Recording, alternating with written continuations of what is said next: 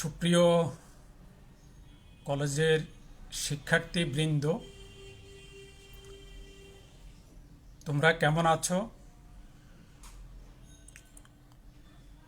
আমি আশা করছি তোমরা সবাই প্যান্ডেমিকের এই সেকেন্ড ওয়েভ বা দ্বিতীয় ঢেউ নামে যেটি পরিচিত মহামারীর এই দ্বিতীয় ঢেউর মধ্যেও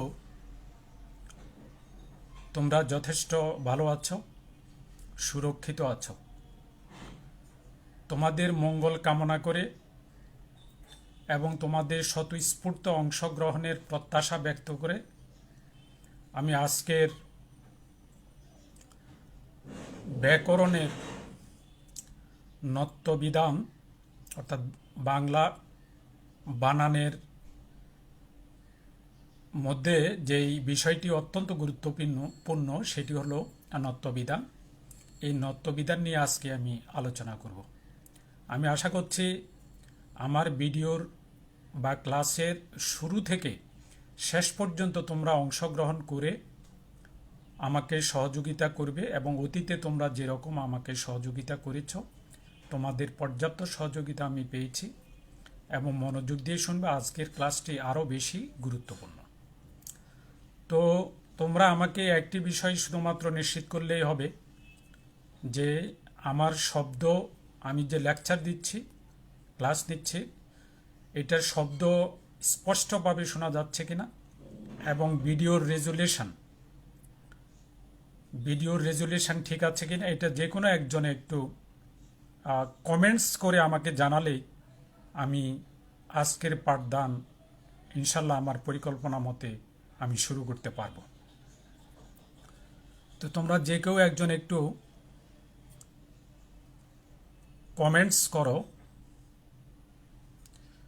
যে শব্দ এবং ভিডিওর রেজুলেশন ওকে আছে কিনা। All clear sir, okay, thank you so much. তোমরা একে একে আমার লাইভ স্ট্রিমিংয়ে যুক্ত হতে থাকো। তোমার বান্ধবীদেরকে আমন্ত্রণ জানাতে পারো আমার এই লাইভ স্ট্রিমিংয়ে যুক্ত হওয়ার জন্যে, এবং তোমরা উপস্থিতি অবশ্যই দিবে রোল নাম্বার লিখলে, এবং রোল নাম্বার লিখলে আমরা বুঝতে পারি যে এটা আসলে কি বিজ্ঞান গ্রুপের নাকি ব্যবসায় শিক্ষা গ্রুপের নাকি মানবিক গ্রুপের, এটা আমরা বুঝতে পারি, কারণ এক এক গ্রুপের রোল নাম্বার এক এক রকম। তোমরা এটা পরেও দিতে পারো, কিন্তু আসলে আমাদের মূল উদ্দেশ্য হচ্ছে ক্লাসটি মনোযোগ দিয়ে তোমাদের শোনানো, এবং তোমরা মনোযোগ দিয়ে শুনবে, এটাই আমি প্রত্যাশা করি। তো আজকে যেহেতু আমি নত্যবিধান পড়াবো, এর আগের ক্লাসে, প্রথম ক্লাসে আমাদের এক শিক্ষার্থী, প্রিয় শিক্ষার্থী, সে আমাকে একটি প্রশ্ন করেছিল যে স্যার, তৎসম এবং তদ্ভব শব্দের মধ্যে পার্থক্য কী?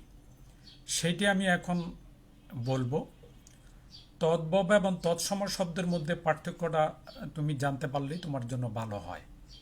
তৎসম কি সেটা আমি প্রথম ক্লাসে বলেছি, তবু প্রাসঙ্গিক ক্রমে একটু বলে রাখি যে তৎসম বা সংস্কৃত শব্দগুলো সরাসরি বা সোজাসুজি বা ডিরেক্ট আমাদের বাংলা ভাষায় এসে ব্যবহার হচ্ছে, যেগুলাকে কোনো রকমে পরিবর্তন, পরিবর্ধন, পরিমার্জন, বিকৃত বা রূপান্তর কোনো কিছুই করা যাবে না। অবিকৃত অবস্থায় যে তৎসম বা সংস্কৃত শব্দগুলো বাংলা ভাষায় ব্যবহৃত হয় সেগুলোকে বলে তৎসম বা সংস্কৃত শব্দ। আর তদ্ভব শব্দ হচ্ছে, এটা আসলে মূলত তদ্ভব মানে এটাকে আরেকটা নাম আছে প্রাকৃতজ শব্দ। প্রাকৃতজ শব্দ, তদ্ভব শব্দের মূল কিন্তু সংস্কৃত বা তৎসম শব্দে পাওয়া যায়, এটা খেয়াল করো। তদ্ভব শব্দের মূল একেবারে রুট বা মূলটাও তৎসম শব্দে পাওয়া যায়। এই যে সকল শব্দের মূল তৎসম বা সংস্কৃত শব্দে পাওয়া যায় এবং ভাষার স্বাভাবিক বিবর্তন ধারায় পরিবর্তিত হয়ে, পরিবর্ধিত হয়ে, পরিমার্জিত হয়ে, রূপান্তর হয়ে, এগুলো আধুনিক বাংলা ভাষায় এসে স্থান করে নিয়েছে, যেগুলোকে আমরা তদ্ভব শব্দ বলি। কিন্তু তদ্ভব শব্দ বললেও তোমাদের মনে একটি কথা অবশ্যই মনে রাখতে হবে, এই তদ্ভব শব্দগুলোর মূল বা রুট হচ্ছে তৎসম শব্দ। এগুলো প্রাকৃত ভাষার মাধ্যমে, যে ভাষার যে স্বাভাবিক বিবর্তন ধারা, সেই বিবর্তন ধারার মধ্য দিয়ে প্রাকৃত ভাষার মধ্য দিয়ে এগুলো আধুনিক বাংলা ভাষায় এসে স্থান করে নিয়েছে, ফলে এগুলাকে আমরা তদ্ভব শব্দ হিসাবে ব্যবহার করি। দুই একটা উদাহরণ দিলে স্পষ্ট হবে। যেমন ধরো যে চর্মকার, এটা হচ্ছে একবার মূল। চর্মকার যদি বলি, এটা হচ্ছে তৎসম বা তদ্ভব শব্দ। আর প্রাকৃত ভাষা, মাঝখান দিয়ে যে ভাষাটার মধ্যে রূপান্তর ঘটেছে বা বিবর্তন ঘটেছে, হ্যাঁ, সেটা হলো প্রাকৃত ভাষা। এই প্রাকৃত ভাষার মধ্যে এসে এই চর্মকারের যে রূপটা দাঁড়িয়েছে সেটা হলো সম্য আর। আর আমরা এখন আধুনিক বাংলা এটি ব্যবহার করি কি চামার। কাজেই চামার আমরা ব্যবহার করলে এটা তদ্ভব শব্দ ঠিকই, এটাকে আমরা কখনোই তৎসম শব্দ বলবো না চামারকে, কিন্তু তার রুট বা আদি যেখান থেকে তার উৎস বলতে পারি আমরা, ব্যুৎপত্তিও বলতে পারি। তার ব্যুৎপত্তি হচ্ছে তৎসম থেকে, চর্মকার থেকে। আমি আশা করছি যে এই দুটার মধ্যকার পার্থক্য তোমরা বুঝতে পেরেছ। একটা সরাসরি এসে ব্যবহার হচ্ছে, যেটাকে তৎসম শব্দ বলি, আরেকটি মূল অর্থাৎ উৎস বা ব্যুৎপত্তি হচ্ছে তৎসম বা সংস্কৃত শব্দ, কিন্তু মাঝখান দিয়ে প্রাকৃত ভাষার মাধ্যমে ভাষার স্বাভাবিক বিবর্তন দ্বারায় এটি আধুনিক বাংলা ভাষায় এসে স্থান লাভ করেছে। সেজন্য এটাকে আমরা বলি তদ্ভব শব্দ। এটা একটি পারিভাষিক শব্দ। সো বিষয়টা তোমরা তো এই জন্যই তদ্ভব, যদি আমরা তদ্ভব শব্দের ক্ষেত্রে কোনো ক্রমে আমরা এই নত্যবিধান ব্যবহার করতে পারবো না। যাই হোক, আমি নত্যবিধান নিয়ে কথা বলছিলাম যে নত্ব দুইটা, একটা হচ্ছে মূর্ধন্য ন আর একটা হচ্ছে দন্তন্য ন, এবং এই দুটার উচ্চারণে মূলত কোনো পার্থক্যই নেই। আমি অন্তত কোনো পার্থক্য খুঁজে পাই নাই। দন্তন্য ন এবং মূর্ধন্য ন এই দুটার মানে উচ্চারণগতভাবে কোনো পার্থক্য আমার কাছে ধরা পড়েনি। তোমাদের কাছে যদি ধরা পড়ে থাকে তোমরা আমাকে কমেন্টসে জানাতে পারো। তবে আকৃতিগতভাবে একটু পার্থক্য আছে। আকৃতিগতভাবে কিভাবে পার্থক্য আছে, তোমরা যখন পরীক্ষার খাতায় লিখবে তখন একটু সতর্কতার সঙ্গে না লিখলে কিন্তু মার্কস কেটে দেবো। কীরকম আকৃতিগতভাবে এর পার্থক্যটা যেটা আমি তোমাদেরকে বলে দিতে পারি সেটা হচ্ছে, দন্তন্য হচ্ছে বাম দিক থেকে পূর্ণমাত্রা, অর্থাৎ দন্তন্যটা লিখতে হলে তোমাকে বাম দিক থেকে পূর্ণমাত্রাটা যদি তুমি তার উপরে দিয়ে দাও তাহলে আমরা স্বাভাবিকভাবে ধরে নিব এটা হচ্ছে দন্তন্য ন। আর মূর্ধন্য নটা ডান দিক থেকে হাফ মাত্রা, লেখার ক্ষেত্রে লেখায় যাতে আমরা বুঝতে পারি, বাম ডান দিক থেকে হাফ মাত্রা। মূর্ধন্য ন হচ্ছে লেখার ক্ষেত্রে এটাকে পার্থক্য করার জন্য ডান দিক থেকে হাফ মাত্রা, তাহলে লেখার ক্ষেত্রে আমরা এটা বুঝতে সহজ হবে। তাহলে দন্তন্য ন হলো বাম দিক থেকে পূর্ণমাত্রা যদি দাও এটা দন্তন্য ন বুঝবো, আর মূর্ধন্য ন হচ্ছে ডান দিক থেকে হাফ মাত্রা। লেখার ক্ষেত্রে আমরা এটুকুই যদি লেখো তাহলে আমরা পার্থক্যটা বুঝতে পারবো। এটাই হচ্ছে আকৃতিগত পার্থক্য, মূলত উচ্চারণগত কোনো পার্থক্য নেই। এখন তৎসম শব্দে, হ্যাঁ, তৎসম শব্দে তোমার মূর্ধন্য নয়ের ব্যবহার হয়। তৎসম শব্দ ছাড়া দেশি, তারপরে তোমার তদ্ভব, তারপরে বিদেশি শব্দে কখনোই মূর্ধন্য ন ব্যবহার হয় না। তাহলে আমরা একটা জিনিস স্পষ্ট হলাম যে একেবারে শুরুতে আমি তোমাদেরকে বলে দিতে চাই, সেটা হচ্ছে এই যে আমরা যেই শব্দে মূর্ধন্য ন দেখব আমরা চোখ বুঝে বলে দিব এটি হচ্ছে তৎসম বা সংস্কৃত শব্দ। আমি আশা করছি যে তোমরা এখন বুঝতে পারছো যে এটা কতটা গুরুত্বপূর্ণ, কোথায় দন্তন্য ন হবে, কোথায় মূর্ধন্য ন হবে। হ্যাঁ, আর দন্তন্য নয়ের ব্যবহারটা কোথায় হবে? দন্তন্য নয়ের ব্যবহারটা হবে তদ্ভব শব্দে, দন্তন্য নয়ের ব্যবহার হবে দেশি শব্দে, দন্তন্য নয়ের ব্যবহার হবে বিদেশি শব্দে। এই ছাড়া দন্তন্য ন কখনোই তৎসম বা সংস্কৃত শব্দে বিলকুল ব্যবহার হওয়ার কোনো সুযোগ নেই। এই কথাটা তোমরা অবশ্যই মনে রাখবে। তো এখন আমরা এটাকে নত্য বিধান, বিধান মানে নিয়ম আর কি। বিধান শব্দের অর্থ হচ্ছে নিয়ম। এখন আমরা যদি তোমাকে একটা ফ্ল্যাট প্রশ্ন করি বা কমন একটা প্রশ্ন যদি করি যে নত্য বিধান কাকে বলে, তাহলে তুমি এটাকে কিভাবে গুছিয়ে বলবে? তুমি এভাবে বলতে পারো যে মূর্ধন্য নয়ের ব্যবহার, তৎসম শব্দে ব্যবহারের যেই সঠিক প্রক্রিয়া, সঠিক নিয়ম, সেই নিয়মকে আমরা বলতে পারি নত্যবিধান। অথবা এবার বলতে পারি তৎসম শব্দে মূর্ধন্য নয়ের সঠিক ব্যবহার, মূর্ধন্য নয়ের সঠিক লেখনী প্রয়োগ এবং মূর্ধন্য নয়ে সঠিকভাবে তৎসম শব্দে যে সংরক্ষিত শব্দগুলো আছে বাংলা ভাষায় সেখানে সংরক্ষণ করা, যে প্রক্রিয়ায় সংরক্ষণ করা হয়, যে প্রক্রিয়ায় এটাকে আমরা ব্যবহার করি, সেই প্রক্রিয়াটিকে বলে নত্যবিধান। তবে তুমি সাধারণভাবে মনে রাখার জন্য এভাবেই মনে রাখো যে তৎসম বা সংস্কৃত শব্দে মূর্ধন্য নয়ের সঠিক ব্যবহারের নিয়মকে বলে নত্যবিধান। ব্যাস শেষ। এখন এই নত্যবিধি মানে কতগুলো বিধি বা নিয়ম আছে, এই নিয়মগুলো আমি একে একে এখন তোমাদেরকে বলবো। এগুলো একেবারে সহজ, তোমরা জানো, অনেকেই এগুলো শিখে আসছো সেই ছোটোবেলা থেকেই। আমি জাস্ট এটাকে আসলে পুরনো জিনিস নতুন করে উপস্থাপন করা, আর কিছুই না। আমি মনে করি না যে তোমরা এগুলো জানো না, তোমরা এগুলো সম্পর্কে অনেক ধারণা রাখো, অনেক জ্ঞান রাখো, এবং এগুলো অনেকেই জানো। অনেকে হয়তো বিরক্ত বোধ করতে পারবে যে স্যার এটা এই জানা জিনিসকে আবার কেন রিপিট বা পুনরাবৃত্তি করছে, কিন্তু আমি বললাম না যে পুরনো জিনিসই, এটাকে নতুন করে একটু উপস্থাপন করে তোমাদেরকে স্মরণ করিয়ে দেওয়ার উদ্দেশ্যে আজকে নত্যবিধান নিয়ে আমি আলোচনা করব। এবং এই বিধানগুলো যদি তুমি জানো তাহলে দন্তন্য ন এবং মূর্ধন্য ন এই দুইটার মধ্যে তোমার মধ্যে কোনো কনফিউজিং দেখা দিবে না। তবে আমি এটাও বলে রাখি, আমি অনেকগুলো বই পড়েছি। আমি জ্যোতি বসু চাকি তার বাংলা ভাষার ব্যাকরণ, ঈশ্বরচন্দ্র বিদ্যাসাগরের সমগ্র ব্যাকরণ কৌমুদী, এবং বাংলাদেশি অনেক রাইটার, বাংলাদেশি অনেক অনেক অনেক রাইটারের বই আমি নাড়াচাড়া করেছি, এবং আমারও কিছু ব্যক্তিগত মতামত আছে। তবে আমি সব কিছু দেখে এই বিধানটা সম্পর্কে আমার যেটুকু মনে হচ্ছে সেটা হলো যে এখানেও কন্ট্রাডিক্টরি বা স্ববিরোধিতা রয়েছে কম বেশি সকলের মধ্যেই, এবং কনফিউজিং অনেক জিনিসই রয়েছে। আমি একটা জিনিস তোমাদেরকে অত্যন্ত বিনয়ের সঙ্গে বলতে চাই, সেটা হচ্ছে আমি নিজে যেটা বুঝি না, আমি নিজে যেটা সম্পর্কে আমি নিজেই কনফিউজ, সেই জিনিসটা আমি কখনোই আমার শিক্ষার্থীদেরকে শেখাতেও যাই না এবং বলতেও যাই না, কারণ আমি নিজেই স্পষ্ট নই বিষয়টা আসলে কি।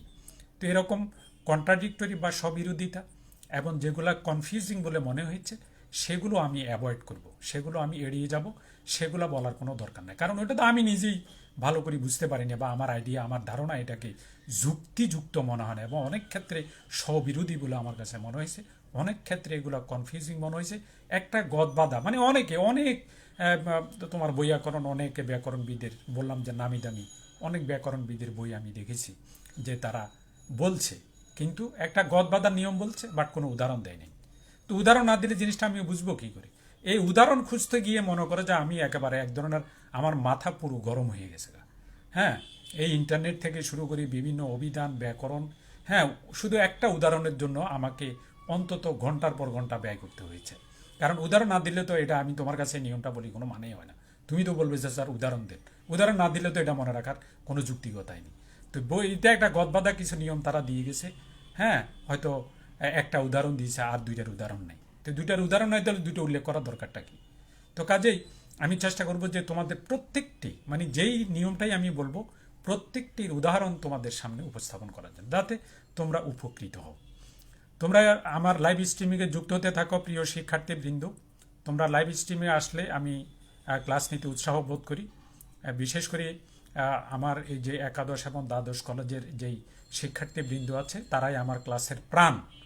হ্যাঁ, তারাই হচ্ছে আমার ক্লাসের একেবারে মূল প্রাণ। তারা যদি উপস্থিত থাকে তাহলে আমি ক্লাস নিতে উৎসাহ বোধ করি সবচেয়ে বেশি।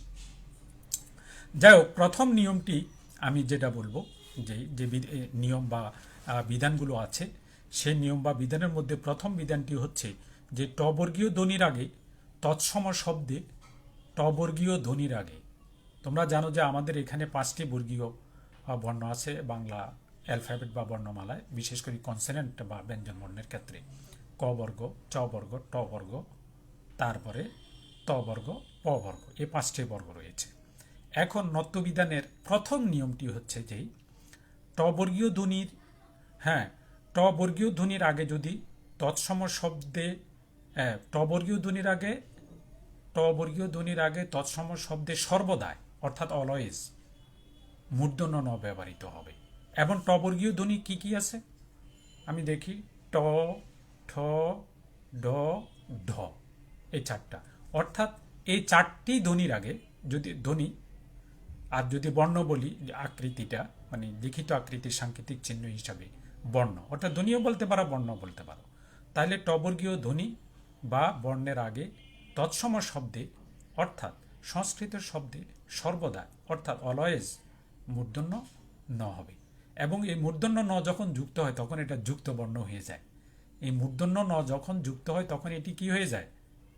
এইটি হয়ে যায় যুক্ত বর্ণ। আমি একে একে উদাহরণগুলো দিব, তোমরা উদাহরণগুলো মনে রাখবে।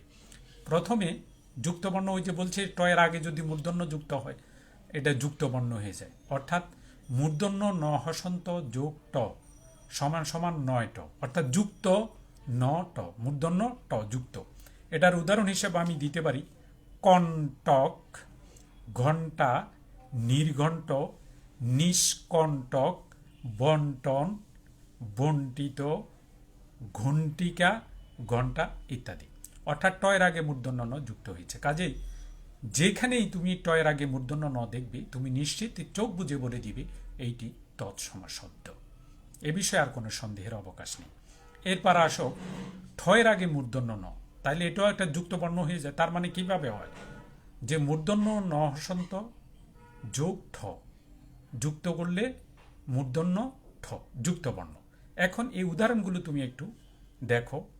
অকুণ্ঠ, আকণ্ঠ, উপকণ্ঠ, কণ্ঠহার, কুণ্ঠিত, ময়ূরকণ্ঠী, অকুণ্ঠিত, উৎকণ্ঠ, কণ্ঠ, কণ্ঠা, গুণ্ঠন, লুণ্ঠন, তারপরে অবগুণ্ঠন, উৎকণ্ঠা, কণ্ঠনালী, কণ্ঠাস্থি, নীলকণ্ঠ, সুকণ্ঠ, অবগুণ্ঠিতা, উৎকণ্ঠিত, কণ্ঠস্থ, কুণ্ঠা, ভূলুণ্ঠিত, সুকণ্ঠী।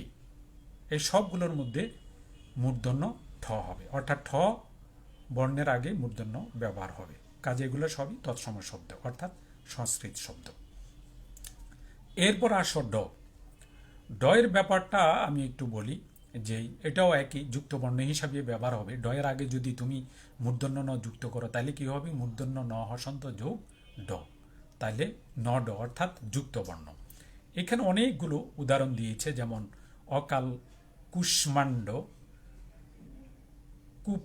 কূপমণ্ডুক, চণ্ড, দণ্ডায়মান, পাণ্ডুলিপি, বেত্রদণ্ড, মানদণ্ড, অখণ্ড, খণ্ড, চণ্ডমূর্তি, দিগ্মণ্ডল, পাষণ্ড, ভণ্ড, মুখমণ্ডল, অগ্নিকাণ্ড, খণ্ড বিখণ্ড, চণ্ডী, ন্যায়দণ্ড, পিণ্ডি, ভূখণ্ড, মুণ্ডন, অগ্নিকুণ্ড, খণ্ডানো, পণ্ড, পুণ্ড্র, ভূমণ্ডল, মুণ্ডুপাত, উল্কাপিণ্ড, গণ্ড, তাণ্ডব।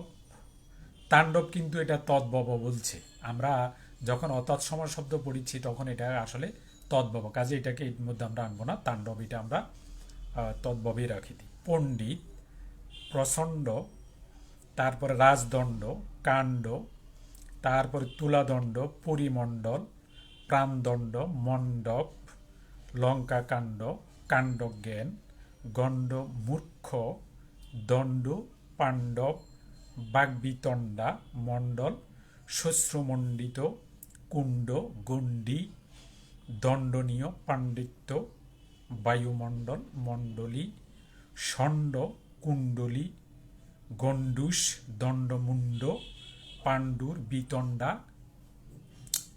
মণ্ডিত, হিমমণ্ডল। এগুলো হচ্ছে সবই তৎসম শব্দ, অর্থাৎ সংস্কৃত শব্দ। তবে এখানে বিদেশি শব্দের ক্ষেত্রে তো অবশ্যই এটি তোমার মূর্ধন্য ন হবে না, বরাবরই তোমরা জানো এখানে দন্তন্য ন ব্যবহৃত হবে। তো ইংরেজি শব্দের ক্ষেত্রে আমি বলতে পারি, ইংরেজি শব্দের শেষে যদি এন টি এবং এন ডি, মনে রাখবে ইংরেজি শব্দের শেষে যদি এন টি এবং এন ডি ধ্বনির যদি থাকে তাহলে এই দুটো ধ্বনির বাংলায় হবে দন্তন্য হসন্ত ট এবং আরেকটা হবে দন্তন্য হসন্ত ড, অর্থাৎ এন টি হবে দন্তান্ন হসন্ত ট আর এন ডি হবে দন্তন্য হসন্ত ড। যেমন অ্যাকাউন্ট, এজেন্ট, টেন্ডার, বন্ড ইত্যাদি। এগুলো আমাদের 1 নম্বর নিয়ম। 2 নম্বর নিয়ম আমরা এখন চলে আসব। 2 নম্বর নিয়মটাও সোজা, যেই রি, র, স। এখন রি, র, স কি?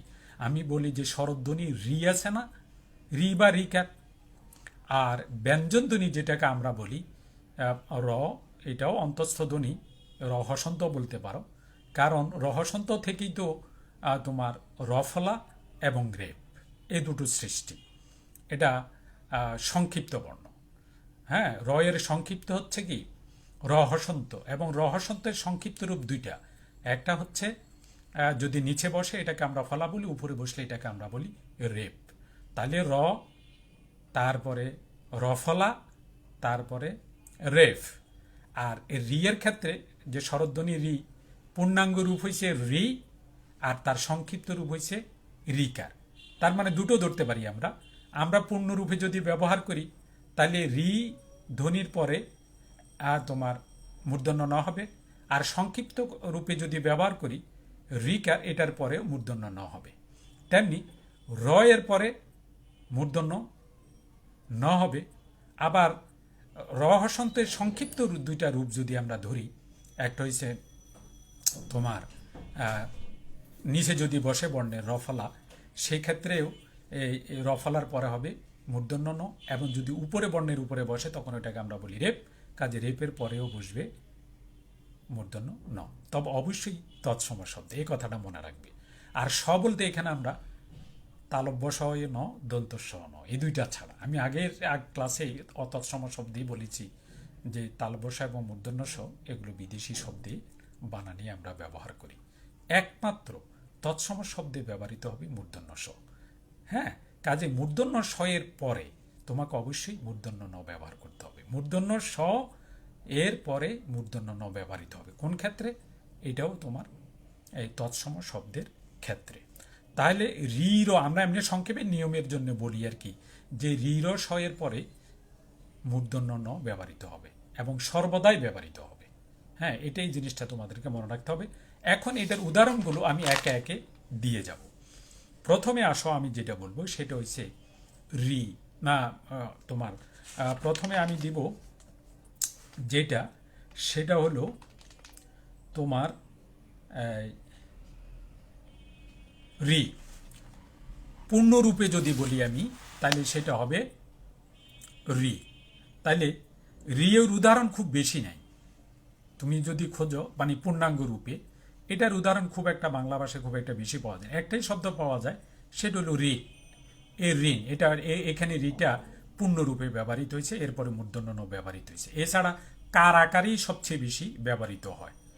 কার আকারে ব্যবহারের ক্ষেত্রে তো কোনো সমস্যা নেই, যেমন ঘৃণা, তারপরে তৃণ, মসৃণ, মৃণাল, এরপরে এই তৃণ তো বলছি তৃণ, এই কয়েকটা শব্দ এবং এই জাতীয় তুমি যত শব্দ পাবে মোটামুটি রিকারের পরে মূর্ধন্য ন ব্যবহৃত হবে। তাইলে গেল রি। এরপরে যদি আমরা বলি যে র, এখন র তোমার পূর্ণরূপে ব্যবহৃত হয়। র এর পরে মূর্ধন্য ন হবে, অর্থাৎ র এর ব্যবহারটা পূর্ণরূপে। যেমন র এর পরে মূর্ধন্য ন হবে, এটার উদাহরণ অনেকগুলো আছে। অরণ্য, উদাহরণ, চারণ, ধারণ, তারপরে প্রেরণ, অরুণ, করণ, জাগরণ, ধারণা, বরণ, স্মরণ, অলঙ্করণ, আচরণ, আবরণ, আহরণ, উত্তরণ, তারপরে কিরণ ইত্যাদি। এরপর আসো যে আমি বলছি না রহসন্তের আবার একটু রহসন্তের আবার দুইটা রূপ আছে, সংক্ষিপ্ত রূপ আছে। একটা হচ্ছে রেফ, আর একটা হচ্ছে রফলা। অর্থাৎ বর্ণের নিচে যদি লিখি তাহলে এটা রফলা আকারে লিখি, আর বর্ণের উপরে যদি আমরা বসাই তখন সেটাকে আমরা বলি রেফ। এখন আসো যে রেপের পরে তোমার মূর্ধন্য ন হবে, সর্বদাই মূর্ধন্য ন হবে, এটা মনে রাখবে। আমি উদাহরণগুলো বলছি। আকীর্ণ, ঘূর্ণন, দীর্ণ, পূর্ণিমা, বিদীর্ণ, উদ্গীর্ণ, ঘূর্ণি, নির্ণয়, বর্ণ, বিস্তীর্ণ, কীর্ণ, জীর্ণ, পূর্ণ, বিকীর্ণ, স্বর্ণ। এ গেল রেফ দিয়ে। এরপর আর বাকি আছে কি? রফলা। এর রফলা পরেও মূর্ধন্য ন ব্যবহৃত হবে। আমি আগে বলছি র পূর্ণরূপে ব্যবহৃত হবে হলে এক, আর তার সংক্ষিপ্ত রূপ দুইটা। একটা হচ্ছে রেফেরটা আমি বলে দিলাম, পূর্ণাঙ্গ রূপেরটাও বললাম। এখন রফলার পরে মূর্ধন্য হয় সেটা আমি বলবো, কারণ এটা সংক্ষিপ্ত রূপ। রফলা হচ্ছে আমন্ত্রণ, তারপরে প্রণয়, প্রণীত, তারপরে যন্ত্রণা, তারপরে গ্রাণ, নিমন্ত্রণ, আমন্ত্রণ, পরিত্রাণ, প্রণালী, প্রণাম, প্রণতি, প্রণেতা, প্রাণ, প্রাণী, মুদ্রণ, মিশ্রণ, হ্যাঁ, তারপরে তোমার শ্রেণী, তারপরে ভ্রূণ, হ্যাঁ, চিত্রণ ইত্যাদি। এ গেল এটা। এরপর আসো মূর্ধন্য স নিয়ে কথা। মূর্ধন্য স এর পরেও সর্বদাই তৎসম শব্দে মূর্ধন্য ন হবে। মূর্ধন্য ন হবে দেখো, এবং মূর্ধন্য স এর পরে মূর্ধন্য ন এর উদাহরণগুলো আমি একে একে দিয়ে যাচ্ছি। যে মূর্ধন্য স এর পরে সর্বদাই মূর্ধন্য ন হবে, এটার উদাহরণগুলো দিচ্ছি। অন্বেষণ, ঘর্ষণ, পাষাণ, বিকর্ষণ, তারপরে বিষাণ, শোষণ, আকর্ষণ, ঘোষণা, তারপরে পেষণ, বিভীষণ, বিষ্ণু, ষণ্ড, কর্ষণ, তোষণ, পোষণ, বিশেষণ, ভাষণ, ষান্মাসিক, কৃষাণ, দূষণ, প্রেষণ, বিশ্লেষণ, বিষণ, গবেষণা, নিষ্পেষণ, বর্ষণ, বিষণ্ণ, ভূষণ। এরপর আরেকটা কথা বলি যে ক্ষীয় এর পরে আমরা ক্ষীয় যেটাকে বলি সেটা আসলে একটা যুক্তবর্ণ। যেটাকে আমরা ক্ষীয় বলি সেটি আসলে কি একটি যুক্তবর্ণ। কিসের যুক্তবর্ণ? এটা হচ্ছে ক হসন্ত প্লাস মূর্ধন্য স। ওই ঘুরি ফিরে বটরতল। বটরতল মানে ঘুরি ফিরে আমরা যেখান থেকে যাত্রা শুরু করছি আবার ঘুরি ফিরে সেখানেই ফিরে আসা। অর্থাৎ যেটাকে আমরা ক্ষীয় নামে জানি সেটা আসলে একটি যুক্তবর্ণ, এবং সেই যুক্তবর্ণের মধ্যে যে দুইটি বর্ণ বা ধ্বনি রয়েছে সেটা কি? ক হসন্ত প্লাস মূর্ধন্য স, মানে মূর্ধন্য স এর পরেই মূর্ধন্য ন হবে। ক্ষীয়র পরে মূর্ধন্য ন হওয়ার অর্থ হচ্ছে আসলে মূর্ধন্য স এর পরেই মূর্ধন্য ন হওয়া। আমার মনে জিনিসটা তোমাদের কাছে আমি পরিষ্কার করতে সক্ষম হয়েছি। তোমরা এত অল্প সংখ্যক যদি লাইভ স্ট্রিমিংয়ে থাকো, তাহলে ক্লাস নিয়ে আমাদের এত প্রিপারেশান, এত ব্যস্ততা, তোমরা তো বেশি মাত্রা লাইভ স্ট্রিমিংয়ে থাকো না। হ্যাঁ, এটা না হলে তো সমস্যা। আমি শিক্ষার্থী বৃন্দকে আহ্বান জানাবো যে তোমরা অবশ্যই লাইভ স্ট্রিমিংয়ে তোমরা অংশগ্রহণ করবে। তোমরা শুধু কেবল নাম আর রোল লিখে দিলেই তোমার উপস্থিতি এইটাতে আমি বিশ্বাসী নই। তোমাকে ক্লাসটা মনোযোগ দিয়ে শুনতে হবে, সরাসরি লাইভ স্ট্রিমিংয়ে থাকতে হবে। লাইভ স্ট্রিমিংয়ে কারা কারা আছো এই প্রযুক্তিও আমার কাছে আছে, সেটাও আমি বের করে নিব। কারণ তোমরা লাইভ স্ট্রিমিংয়ে থাকবে না, পরে এটা যখন তোমার ওয়াজ লাইভ হয়ে যাবে, এখন হয়েছে ইজ লাইভ, পরে যখন ওয়াজ লাইভ হয়ে যাবে তখন তুমি আসি নিজের নাম আর রোলটা লিখে দিলাম, মানে তুমি বুঝাতে চাচ্ছ যে স্যার আমি তো আপনার লাইভ স্ট্রিমিংয়ে ছিলাম, কিন্তু এটা কিন্তু ঠিক নয়। এই প্রযুক্তিও এখন আমার কাছে আছে। যারা যারা লাইভ স্ট্রিমিংয়ে থাকবে শুধু তাদের মানে উপস্থিতিটা, রোল কডটাকে আমি মেইন হিসাবে ধরে নিব। আর যারা লাইভ স্ট্রিমিংয়ে থাকবে না তাদের রোলটা মানে সে কোনো এক সময় এসে না দেখে না শুনে ভিডিওটা না শুনেই সেই উপস্থিতি দিয়ে দিল, এটার কোনো অর্থই হয় না। এটা একেবারে নিরর্থক একটা বিষয়, এবং এটা তুমি নিজেকে নিজে ফাঁকি দিচ্ছ, তুমি নিজেকে ঠকাচ্ছ, তুমি নিজের সঙ্গে প্রতারণা করছো আমি মনে করি। কাজে এ ধরনের কাজ যে সমস্ত শিক্ষার্থী করবে তাদেরকে আমরা চিহ্নিত করব, কারণ তোমাদের জন্য তো আমাদের এই আয়োজন। আমরা অনলাইন ক্লাস নিব, তোমরা উপস্থিত থাকবে না, পরে আসি তোমরা ওয়াজ লাইভ যখন হয়ে যাবে ক্লাসটা, তখন তোমরা এসে তোমাদের নাম, রোল আর গ্রুপটা লিখে দিবে, শেষ, তোমরা এটা শুনবেই না। এমন তো আমরা চাই না। আমরা চাই যে এইটাই, যে আমাদের শিক্ষার্থীরা অবশ্যই অবশ্যই আমাদের লাইভ স্ট্রিমিংয়ে অংশগ্রহণ করবে। আর লাইভ স্ট্রিমিংয়ে অংশগ্রহণ করাটা একটা মজার ব্যাপার, যে আমাকে তোমরা সরাসরি দেখতে পাচ্ছ, এটা তো মজার ব্যাপার। আর আমি কি বলছি তুমি কমেন্টস করি, তুমি প্রশ্ন থাকলে তুমি প্রশ্ন করতে পারো, এগুলোর উত্তর আমি দিব। আমি আজ পর্যন্ত তোমাদের খুব একটা বেশি প্রশ্নের সম্মুখীন হয়নি, তোমরা প্রশ্নই তো করো না। তো কি বুঝলে না সেটাও তো জানি না। তো কাজেই তোমাদের প্রশ্ন করা উচিত যে স্যার এটা কি হলো, এটা কেমন হলো, এটা কি জন্য হলো, এটার উদাহরণ কি, এটা হবে, ওটার উদাহরণ কেন এটা হলো, এ ধরনের প্রশ্ন করে আমাকে জর্জরিত করে ফেলবে। আমার কাজে হচ্ছে তোমাদের প্রশ্নের উত্তর দেওয়া। আর তোমরা অনলাইনে থাকো থেকে তোমরা অন্যান্য সাইটগুলোতে, অন্যান্য অনলাইন লিঙ্কে তোমরা ব্যস্ত থাকো, তোমরা স্যার ম্যাডামদের ক্লাস ফলো করো না, শুধু কেবল রোলটা, নামটা এগুলো লিখেই তোমরা উপস্থিতি জানান দিয়ে চলে যাও। এমনটি হলে তো হবে না। আমি আজকে থেকে আমি তোমাদের উপস্থিতি কাউন্ট করব যারা লাইভ স্ট্রিমিংয়ে সরাসরি থাকবে তাদেরকে, যারা নিতান্তই বিভিন্ন কারণে হয়তো তার এলাকায় বিদ্যুৎ নেই অথবা ডেটা শেষ হয়ে গেছে, হ্যাঁ, এই সমস্ত কারণে যারা লাইভ স্ট্রিমিংয়ে সরাসরি থাকবে না সেটা হচ্ছে অন্য কথা।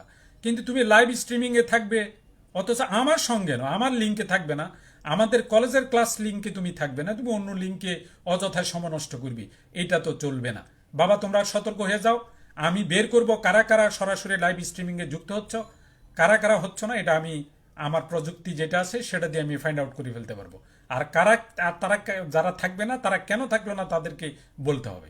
কাজেই আমি শুধু শুধু এখানে তোমাদের জন্য ক্লাস নিয়ে যাবো আর তোমরা এটা ক্লাসটা ফলো করবে না, শুনবে না, এটা তো চলবে না, এটা হয় না। তো কাজে আমি আহ্বান জানাচ্ছি আমার প্রিয় শিক্ষার্থী বৃন্দের প্রতি যে তোমরা অবশ্যই লাইভ স্ট্রিমিংয়ে থাকবে এবং আমার নয় শুধু প্রত্যেক স্যার ম্যাডামের ক্লাস তোমরা সরাসরি ফলো করবে, কারণ তোমাদেরকে তো রুটিন দেওয়াই আছে, ক্লাস তো রুটিন অনুসারেই হচ্ছে। কাজে এক্ষেত্রে তো তোমাদের বিভ্রান্তি হওয়ার কোনো কারণ নেই, আর কোনো সমস্যা হলে তো ওনারা আগেই নোটিশ দিয়ে দিচ্ছে। কাজেই তোমরা সকলের ক্লাস অবশ্যই লাইভ স্ট্রিমিংয়ে ফলো করবে, এটা হলো আমার প্রত্যাশা। এবং পরবর্তীতে যারা যারা কোনো কারণে পারবে না তারা অবশ্যই পরে ভিডিওটি ভালো করে দেখে তারপরে সে করতে পারো যে তোমার উপস্থিতিটা তুমি নিশ্চিত করবে। কিন্তু শুধু শুধু উপস্থিত নিশ্চিত করি তো কোনো লাভ নেই। আমি এটা দেখছি শুধু উপস্থিত নিশ্চিত করে অথচ ভিডিওর কিছুই দেখে নেই, ক্লাসটা কিছুই দেখে নেই।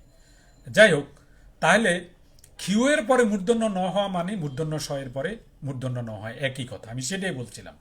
যেমন ক্ষণ, তীক্ষ্ণ, নিরীক্ষণ, প্রশিক্ষণ, বক্ষণ, লক্ষণ, ক্ষুণ্ণ, দক্ষিণ, পরীক্ষণ, তারপরে প্রেক্ষণ, মোক্ষণ, শিক্ষণ, দুর্বীক্ষণ, প্রদক্ষিণ, বীক্ষণ, রক্ষণাবেক্ষণ এবং সংরক্ষণ।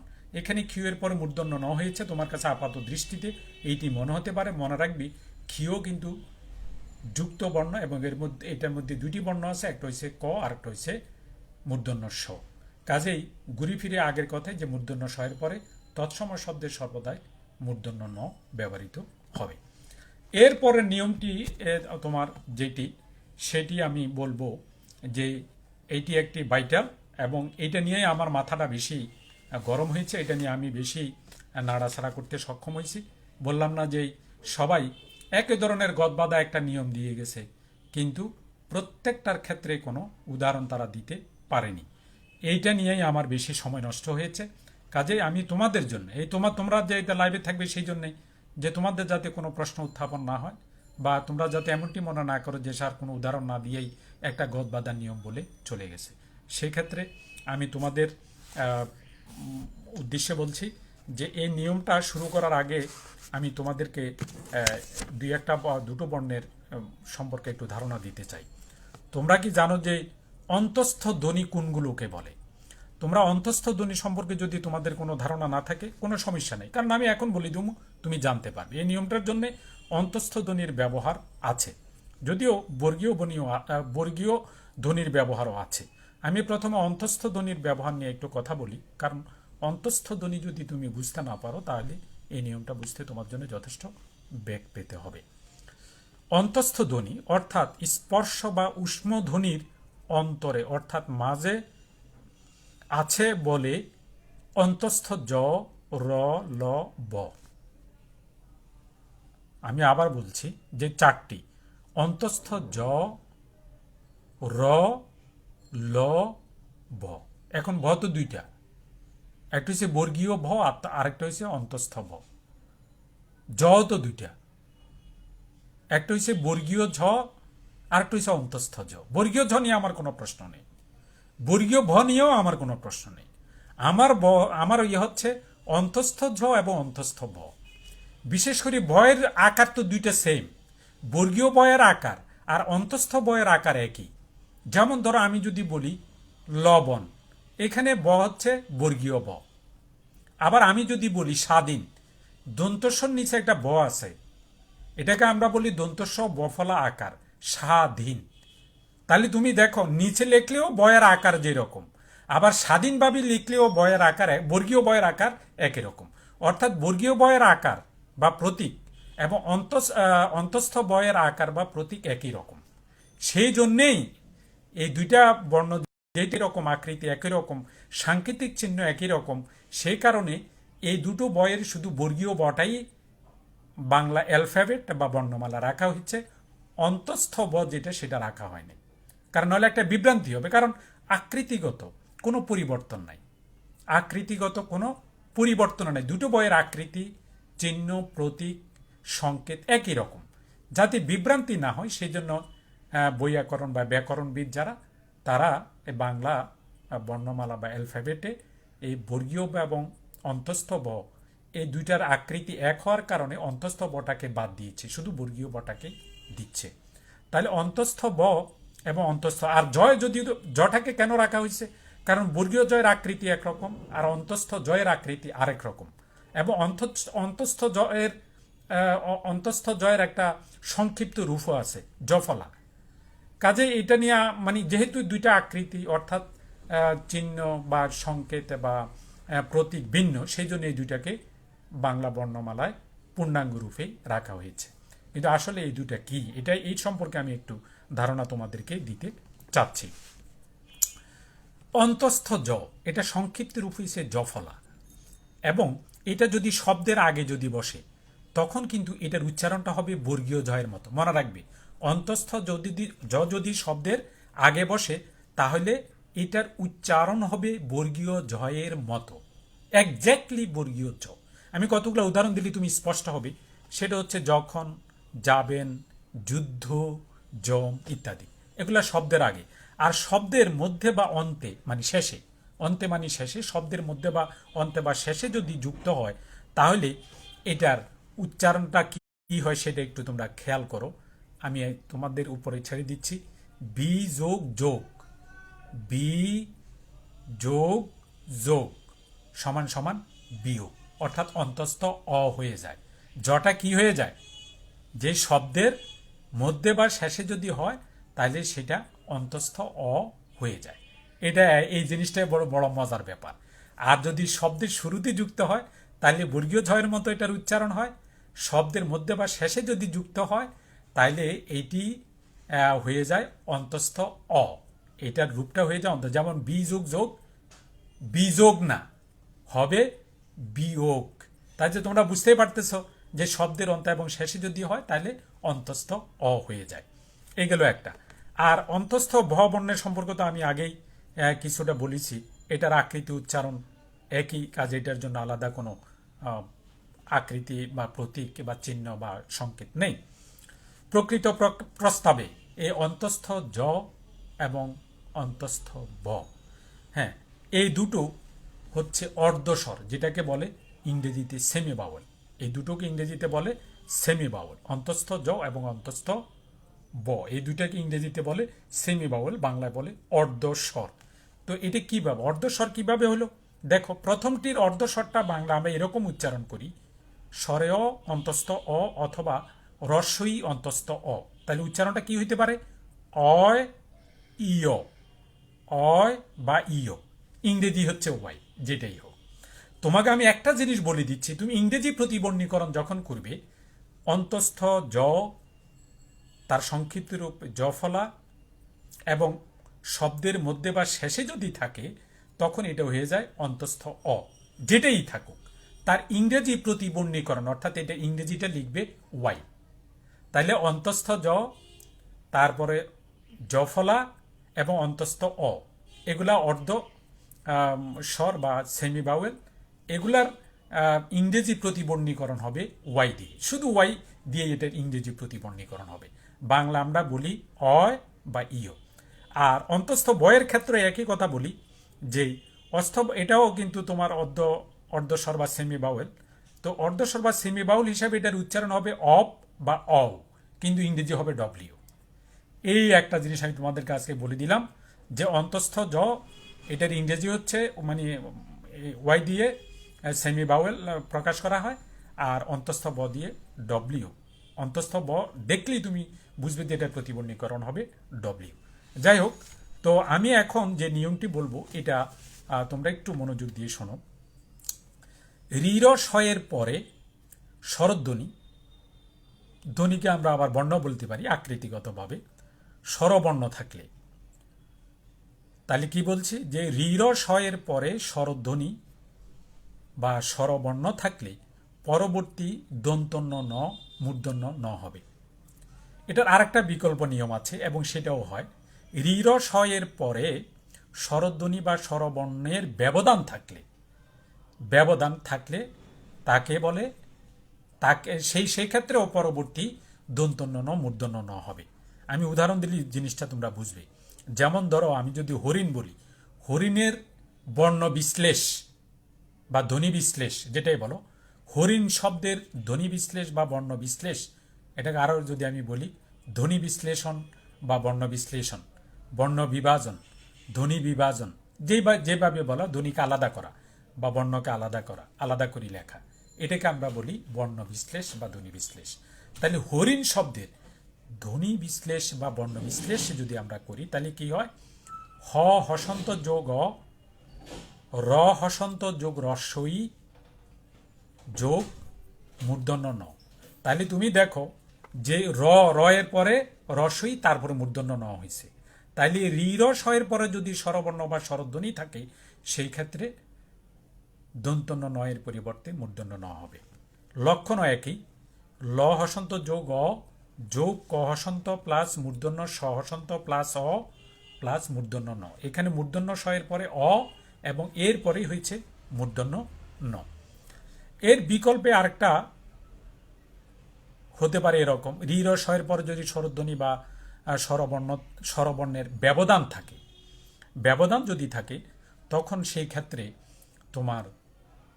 ক্ষেত্রেও তোমার মূর্ধন্য ন হবে। যদি ব্যবধান থাকলেও মূর্ধন্য ন হবে। তো ব্যবধানের উদাহরণটা এখানে ওইভাবে সেট করা হয় নাই, অর্থাৎ দুইটাকে একসঙ্গে। তাহলে আমরা বিষয়টা এভাবে বলতে পারি, রি র স এর পরে স্বরধ্বনি বা স্বরবর্ণ থাকলে অথবা রি র স এর পরে স্বরধ্বনি বা স্বরবর্ণের ব্যবধান থাকলে পরবর্তী যেই দন্তন্য ন সেটা মূর্ধন্য ন হবে। ব্যাস শেষ। এরপর আসে এর পরেরটা হচ্ছে রি র স এর পরে, এইটা নিয়ে আমার বেশি মাথা ঘামাতে হয়েছে এই নিয়মটা নিয়ে। রি র স এর পরে অন্তস্থ জ অন্তস্থ অ ব হ অনুস্বার থাকলে অথবা রি র স এর পরে অন্তস্থ জ অন্তস্থ অ ব হ অনুস্বার থাকলে পরবর্তী দন্তন্য ন মূর্ধন্য ন হবে। দুই ক্ষেত্রে ব্যবধান থাকলেও হবে, আবার ব্যবধান না থাকলে যদি রি র স এর পরে অন্তস্থ জ থাকে এর পরবর্তী যেই নটা হবে সেটা মূর্ধন্য ন।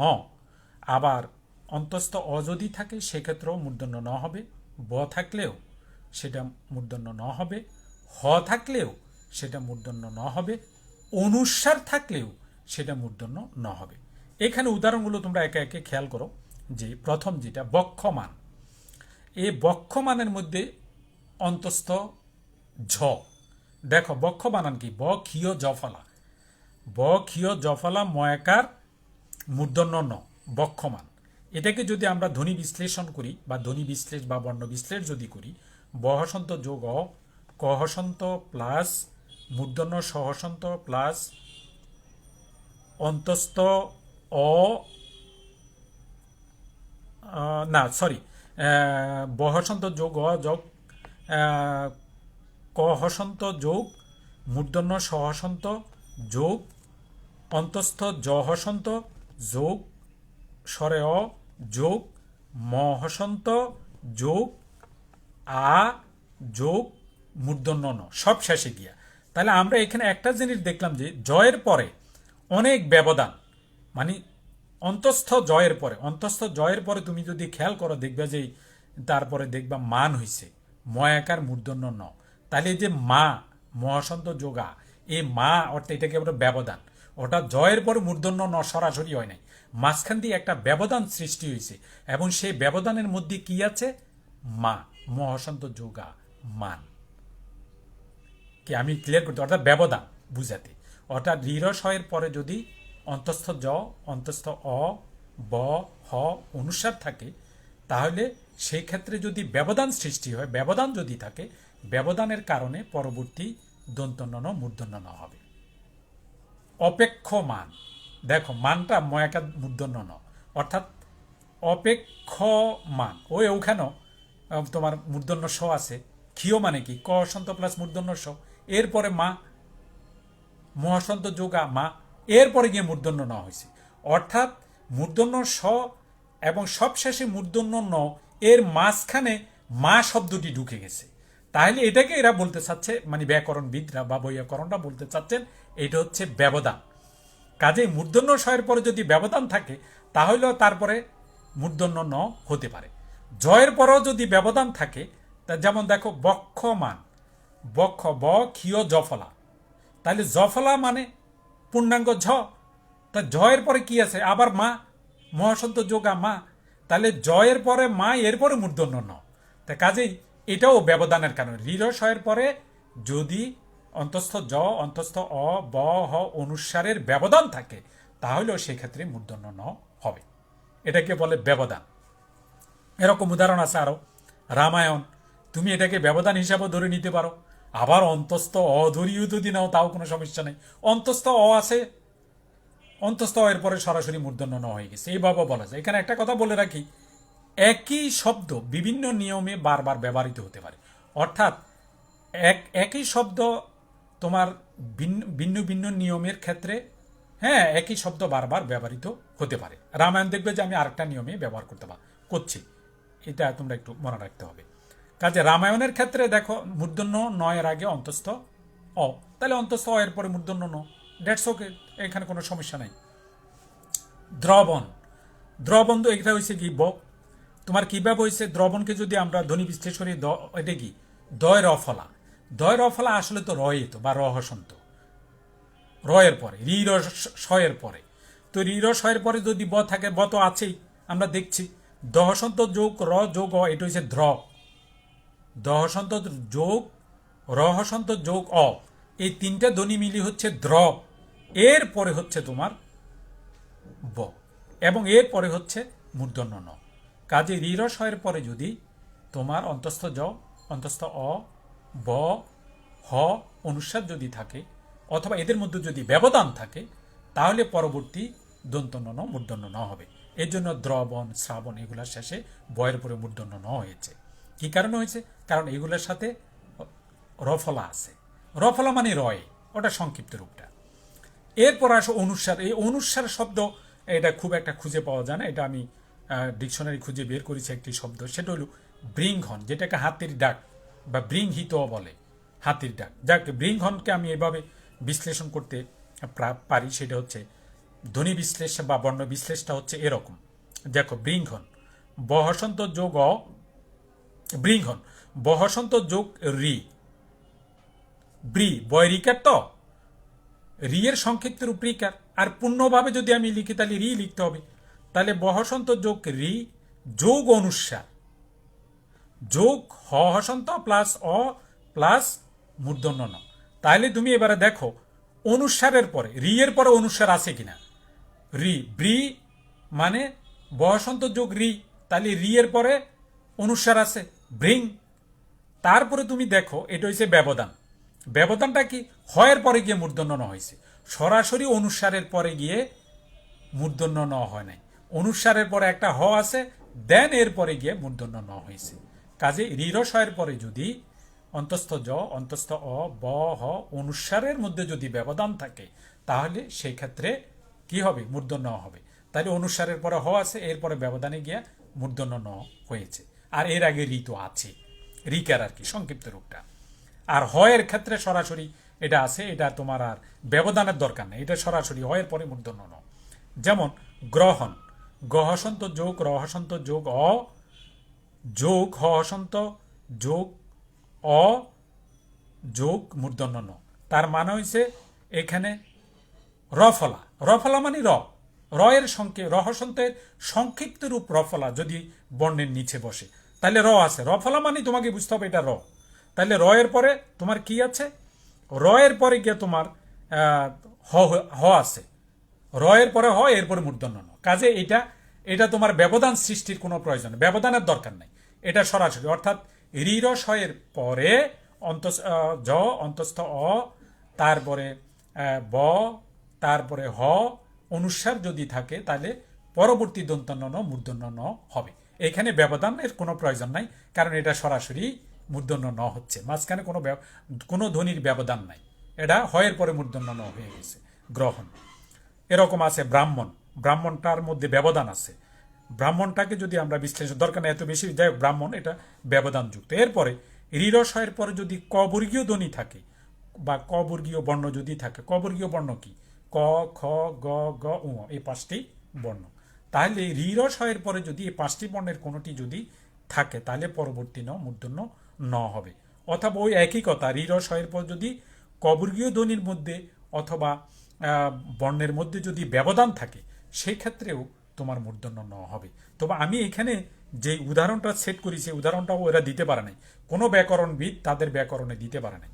আমি অনেক খুঁজে, অনেকগুলো ডিকশনারি খুঁজে আমি একটি উদাহরণ তোমাদের জন্য বের করেছি, সেটা হলো শ্রীকণ। শ্রীকণ, শ্রীকণ যদি আমি তোমাকে ধ্বনি বা বর্ণ বিশ্লেষ যদি করি তাহলে এভাবে আমি করতে পারি। দন্তস্ব হসন্ত যোগ রি যোগ ক হসন্ত প্লাস ক হসন্ত প্লাস অ প্লাস মূর্ধন্য ন। তাহলে তুমি একবার স্পষ্টভাবে দেখো যে রি এর পরে ক, ক হয়েছে ক বর্গীয় ধ্বনি। রি এর পরে কি আছে? ক বর্গীয় ধ্বনি, ক আছে। তারপরে কি আছে? আবারও ক। শ্রীকণ ক ক, এটাও ক বর্গীয় ধ্বনি, দুইটা ক। তাহলে কাজে রি এর পরে ক বর্গীয় ধ্বনি দুইটা আছে। শ্রীকণ এটা যুক্তাক্ষর হয়ে ব্যবহার হয়েছে, কহসন্ত যোগ কহসন্ত যোগ অ, তাহলে দুইটা ক। তাহলে এটা ক বর্গীয় ধ্বনি, রি এর পরে ক বর্গীয় ধ্বনি দেন এর পরে হয়েছে মূর্ধন্য ন। তাহলে রিরসয়ের পরে যদি ক বর্গীয় ধ্বনি বা ক বর্গীয় বর্ণ যদি থাকে তাহলে সেক্ষেত্রে পরবর্তী দন্তন্য ন মূর্ধন্য ন হবে। এই একটা মাত্র উদাহরণ বা শ্রীকণী একই, এর বেশি আর কিছু বলার নেই। এরপর আসো, রিরসয়ের পর যদি প বর্গীয় ধ্বনি থাকে, রিরসয়ের পরে যদি প বর্গীয় ধ্বনি থাকে সেই ক্ষেত্রে তোমার পরবর্তী দন্তন্য ন মূর্ধন্য ন হবে। একইভাবে ওইভাবে আমরা বলতে পারি যদি ব্যবধান থাকে, রিরসয়ের পরে যদি প বর্গীয় ধ্বনির ব্যবধান থাকে সেই ক্ষেত্রে মূর্ধন্য ন হবে। তবে এখানে ব্যবধানের খুব কোনো উদাহরণ নাই, সবই হচ্ছে সরাসরি। রিরসয়ের পরে যদি প বর্গীয় ধ্বনি, প বর্গীয় ধ্বনি কি? প, ফ, ব, ভ, ম, এই 5টি ধ্বনি যদি থাকে তাহলে সেক্ষেত্রে মূর্ধন্য ন হবে। তবে শর্ত একটাই, এই মানে প বর্গীয় ধ্বনির আগে রি, র, স অর্থাৎ 3টা থাকতে হবে। তারপরও যদি তোমার এই বর্গীয় ধ্বনির যে কোনোটা থাকে এবং এর পরে হবে মূর্ধন্য ন। এটার অবশ্য অনেকগুলো উদাহরণ আছে, এটা নিয়ে তোমাদের কোনো সমস্যা হবে না। বিশেষ করে কৃপণ, রিকারের পরে, রিকারের পরে প, প এর পরে মূর্ধন্য ন, আর প হচ্ছে প বর্গীয় ধ্বনি, ব্যাস হয়ে গেল। এরপরে অর্পণ, দর্পণ, তর্পণ, এগুলো, এটা হচ্ছে র। র এর পরে কি? প, প হয়েছে প বর্গীয় ধ্বনি, পরে এরপর হয়েছে মূর্ধন্য ন, ব্যাস শেষ। একেবারে গুরুত্বপূর্ণ এই ইয়াটাগুলো তোমরা একটু বিশেষভাবে মনে রাখবে। এ গেল আমাদের বেসিক্যালি 3 নম্বর নিয়মটা। আমি অনেকগুলো বইয়ের সমন্বয়, কোনো পৃষ্ঠা বলার কোনো সুযোগ নেই, কারণ আমি অনেক পড়াশোনা করে যেটা তোমাদের জন্যে প্রযোজ্য এবং যেটা জানা দরকার সেটাই আমি তোমাদের জানিয়ে দিচ্ছি। এবং এটা সারা জীবনের জন্য। তুমি যদি বাংলা ভাষাটা শুদ্ধরূপে লিখতে চাও তাহলে তোমাকে বানান সম্পর্কে খুবই সচেতন হতে হবে। বানান সম্পর্কে তুমি যদি সচেতন না থাকো তাহলে কিন্তু তুমি কখনোই ভালো মার্কস, ভালো নম্বর পরীক্ষায় তুমি তুলতে পারবে না। যে কোনো প্রতিযোগিতামূলক পরীক্ষায়ও, মানে তুমি তো লেখাপড়া শেষ করে এক পর্যায়ে কর্মজীবনে যাবে, তখন তোমাকে অনেকগুলো পরীক্ষা দিতে হবে চাকরির জন্য। সেখানেও তোমার এই বানান বিভ্রাট তোমার জন্য একটা বিরাট সমস্যায় দাঁড়াবে। কাজেই বানানের প্রতি সবাই যত্নশীল থাকবে, এটাই হলো আমার অনুরোধ। এখন আমি যেই নিয়মটি বলবো সেটি হচ্ছে তোমার 5 নম্বর নিয়ম বলতে, 4 নম্বর নিয়ম বলতে পারো এটাকে। 4 নম্বর নিয়মের ক্ষেত্রে সেটা হচ্ছে আমি বলি যে পরি, প্র, নির, তোমরা জানো এগুলো হচ্ছে উপসর্গ, অর্থাৎ এগুলো আমি আগে বলেছি প্রিফিক্স। যেই অব্যয়সূচক শব্দাংশগুলো তোমার যে অব্যয়সূচক শব্দাংশগুলো প্রাতিপদিক বা কিওয়ার্ড যেটাকে বলে প্রাতিপদিক, অর্থাৎ মূল শব্দ বা শব্দ প্রকৃতি বা ক্রিয়া প্রকৃতি বা ধাতুর আগে যুক্ত হয়ে নতুন শব্দ গঠন করে সেটাকে আমরা বলি উপসর্গ, যেটাকে ইংরেজিতে বলে প্রিফিক্স। তো তিনটা প্রিফিক্স বা উপসর্গ এখানে আছে, পরি, প্র, নির। এই তিনটি উপসর্গের পর সত্যবিধি অনুসারে, মানে সত্যবিধান অনুসারে দন্ত নয়ের পরিবর্তে মূর্ধন্য ন হবে। এখন তুমি দেখো পরি দিয়ে কি কি আছে। পরি উপসর্গ দিয়ে পরিণত, পরিণতি, পরিণয়। পরিষ্কার হলো? তারপরে তুমি আসো পরিণাম হতে পারে। তারপর আসো প্র দিয়ে। প্র উপসর্গ দিয়ে আমরা কি কি শব্দ গঠন করতে পারি, এবং প্র উপসর্গের পরে মূর্ধন্য ন অবশ্যই যুক্ত হবে। দেখো প্রণত, মূর্ধন্য ন, প্র উপসর্গ তারপরে মূর্ধন্য ন। তারপরে প্রণয়, প্র উপসর্গ এরপরে মূর্ধন্য ন। তারপরে প্রনয়ন, প্র এরপরে মূর্ধন্য ন, প্র প্লাস মূর্ধন্য ন, নয়ন, প্রনয়ন। হ্যাঁ, তারপরে প্রনাম, তারপরে তোমার প্রণীত, প্রণিপাত, প্রণিধান। তারপরে তোমার আছে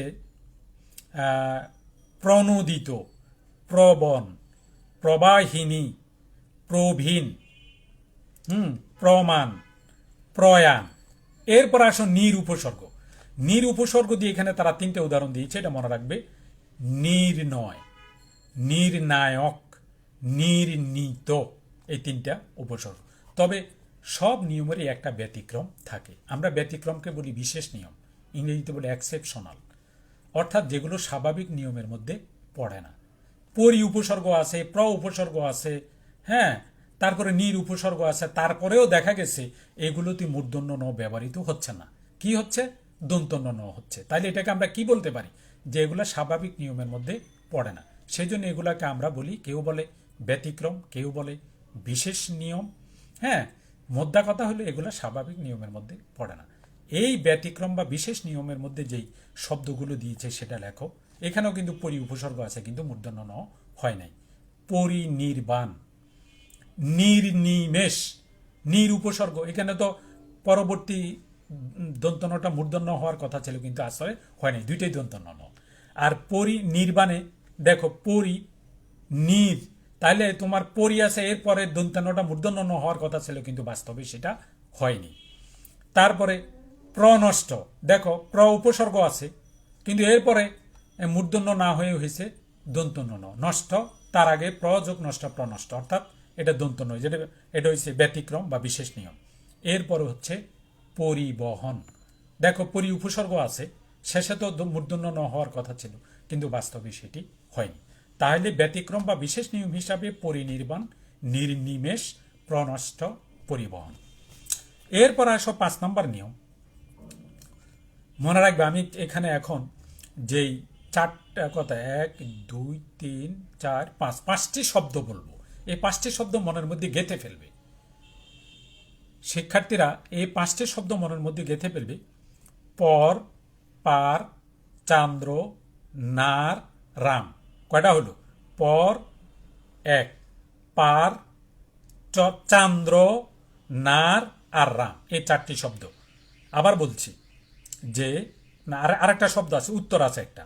তাহলে আমি বলি উত্তর, উত্তর, পর, পার, চান্দ্র, নার, রাম। আবার বলছি উত্তর, পর, পার, চান্দ্র, নার, রাম শব্দের পরে অয়ন শব্দ যুক্ত হলে পরবর্তী দন্তন্য নয়ের স্থানে মূর্ধন্য ন হবে। পরবর্তী দন্তন্য নয়ের স্থানে মূর্ধন্য ন হবে। তুমি দেখো আমি উদাহরণগুলো দিচ্ছি।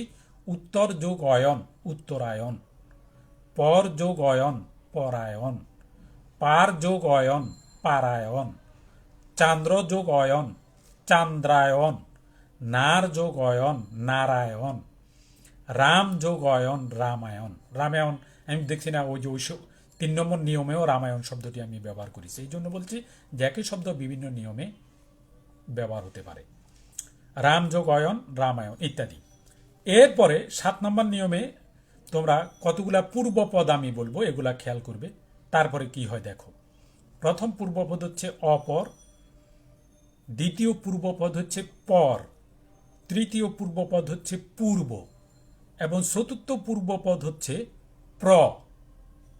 এটাকে তুমি উপসর্গ আমরা আগে বলেছি, কিন্তু এখানে যেহেতু উপসর্গের ক্ষেত্রে আমরা একবার ব্যবহার করছি, সেই জন্য এটাকে পূর্বপদ বলছি আর কি।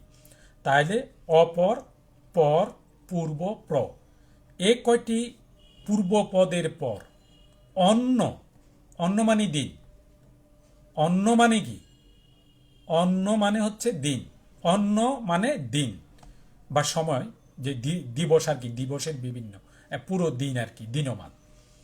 অন্য পর অন্য শব্দ বসলে নত্যবিধি অনুসারে পরবর্তী দন্ত নয়ের স্থলে মূর্ধন্য ন হয়। যেমন প্রযোগ অন্ন, প্রাণ্য, এরকম আমরা বলতে পারি অপর যোগ অন্ন, অপরাহ্ন। তারপরে আছে তোমার, এরপরে তুমি যেটা লিখবে সেটা হচ্ছে পর যোগ অন্ন, পরাহ্ন, পর যোগ অন্ন, পরাহ্ন, পরাহ্ন মানে বিকেল আর কি। তারপরে অপর যোগ অন্ন, অপরাহ্ন, এটাও বিকেল।